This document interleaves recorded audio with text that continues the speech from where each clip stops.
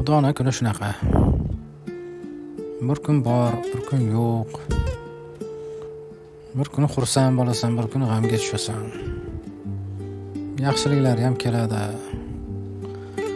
Musibatlari ham keladi, sinovlar ham bo'ladi.